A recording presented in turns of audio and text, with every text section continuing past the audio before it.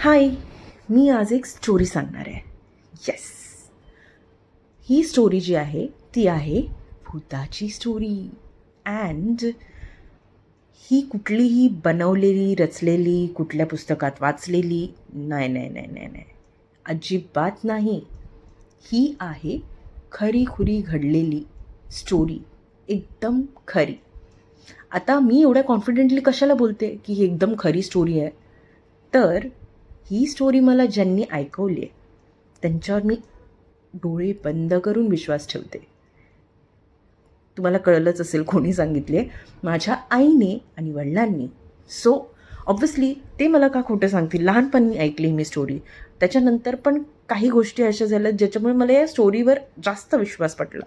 मी त्यांच्यावर तर विश्वास ठेवलाच होता, बट एक अशी काही घटना झाली ज्याच्यामुळे माझा एकदम घट्ट विश्वास, असं बोलतात ना लॉक लावून कोणीतरी चावी फेकल्यासारखा, एकदम तसा विश्वास पटला. सो अजून बिल्टअप नाही देत, स्टोरीला सुरुवात करते.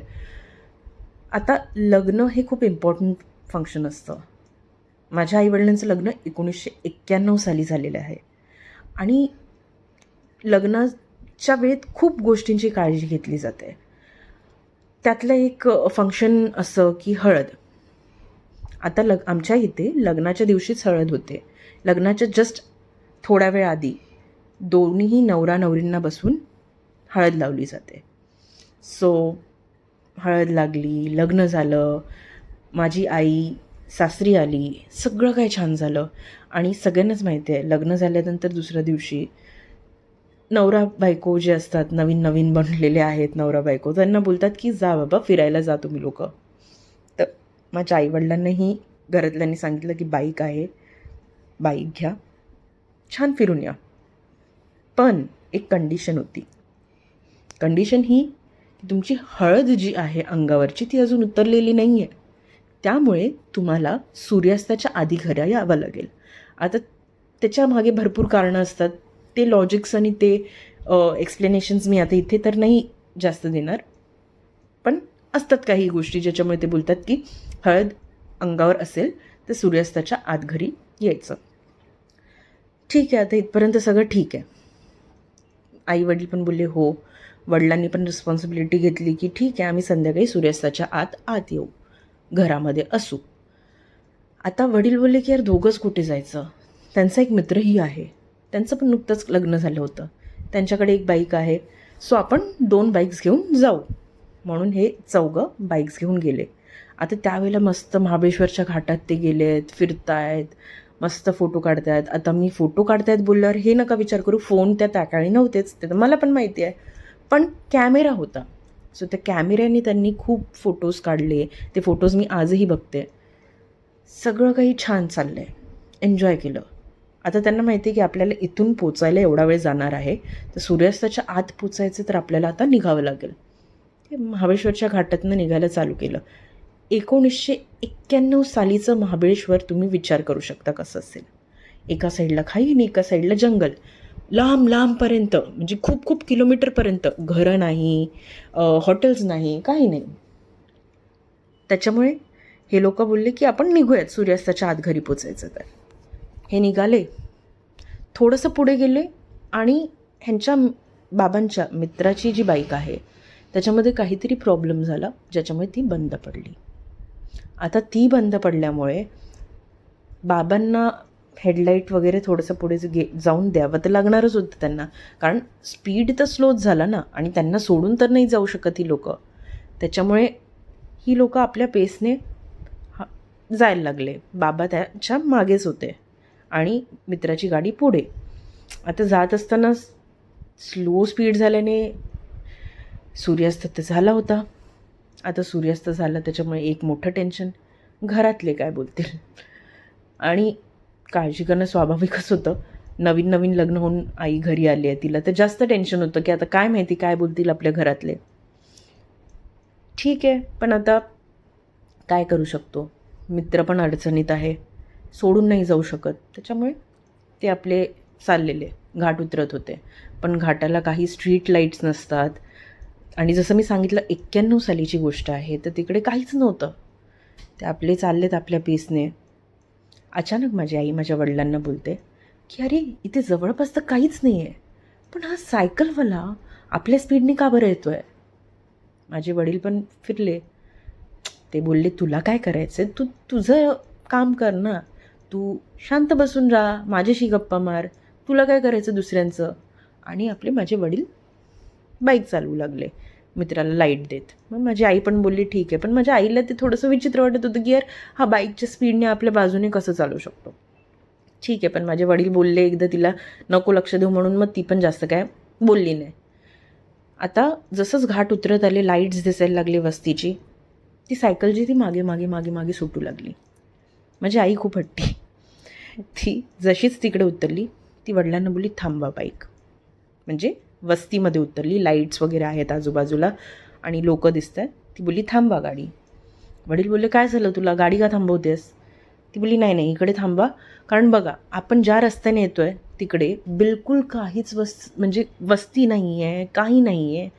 तो माणूस का बरं मागे थांबला असेल. तो इकडे उतरेलच ना, तो इकडे यायची मी वाट बघणार, मला बघायचंच आहे त्या माणसाला. माझे वडील बोलले अरे ऑलरेडी आपण इतके लेट झालो आहे, तिकडे जाऊन आपल्याला काय माहिती काय काय ऐकावं लागणार आहे, आणि तू अजून त्या माणसाची वाट बघ. कोण येतो, तुला काय करायचं आहे. आई काय ऐके ना.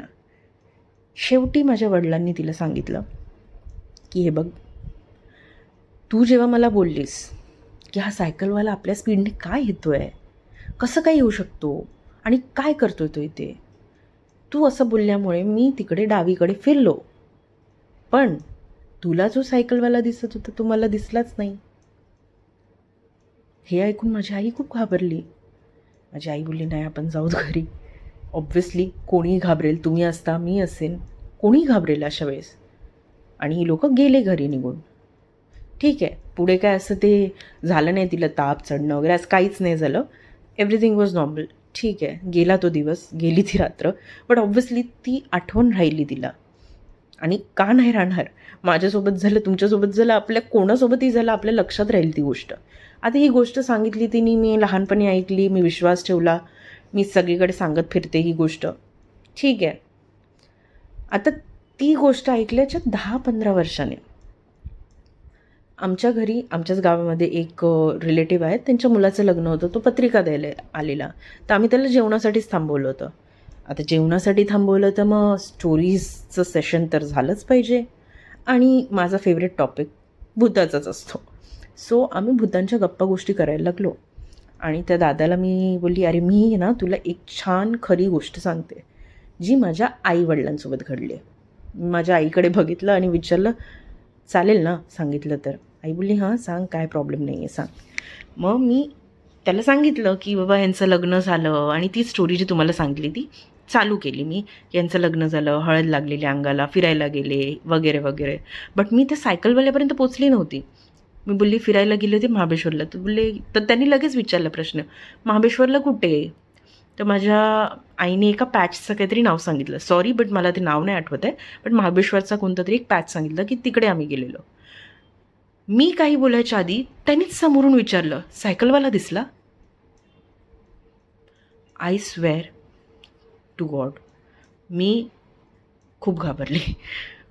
ॲक्च्युली मी खूप घाबरली. मी लहान असताना ती स्टोरी ऐकली तेव्हा एवढी नव्हती घाबरली जेवढी त्याच्या या एका प्रश्नाने मी घाबरली होती. का? कारण त्याला काहीच माहिती नव्हतं या गोष्टीचं, पण त्यांनी स्वतःहून विचारलं समोरून सायकलवाला दिसला का. तुम्ही विचार करू शकता मी किती घाबरली असेल त्यावेळेला. मी तिकडे तो सेशनच बंद केला. तो फक्त एक गोष्ट बोलला की त्या पॅचमध्ये बऱ्याच लोकांनी सायकलवाला बघितलं आहे रात्रीच्या वेळेत. अजूनही मी सांगते, मी एकटी बसली इकडे, खूप भीती वाटते विचार करून. सो हे सगळं घडलं आहे. But yes, I don't want to end this story on a bad note. वाईट नोटवर मला ही स्टोरी एंड नाही करायची. भूतं असतील नसतील, नेगेटिव्ह पॉवर असेल नसेल, आय डोंट नो. बट आपला विश्वास कुठल्या गोष्टीवर जास्त आहे हे महत्त्वाचं आहे. माझा विश्वास पॉझिटिव्ह एनर्जी म्हणजे माझ्या देवांवर जास्त आहे, खूप जास्त आहे. तुम्ही ज्याही देवाला मानता ते प्रत्येक देव आहे, आणि तो त्याच्या अस्तित्वाचा नेहमी आपल्याला उदाहरण देतो की मी आहे तुमच्यासाठी. आणि माझ्यासोबत भरपूर चांगल्या गोष्टी घडलेल्या आहेत. ह्या असे निगेटिव्ह इन्स्टन्सेस फालतूचे माझ्यासोबत नाही झालेले आहेत थँकफुली. कारण मला असं वाटतं देव माझ्याबरोबर जास्त आहे. त्याच्यामुळे आपल्यावर डिपेंड करतं की आपण कुठली एनर्जी आपल्याकडे खेचून घेतो. सो खूप छान छान विचार करा, वाईट विचार नका करू. ठीक आहे, भूताच्या गोष्टी ऐकवायला मज्जा येते, बट आपण चांगला विचार करूयात. So thank you. I end my story over here. Thank you once again to listen to this story.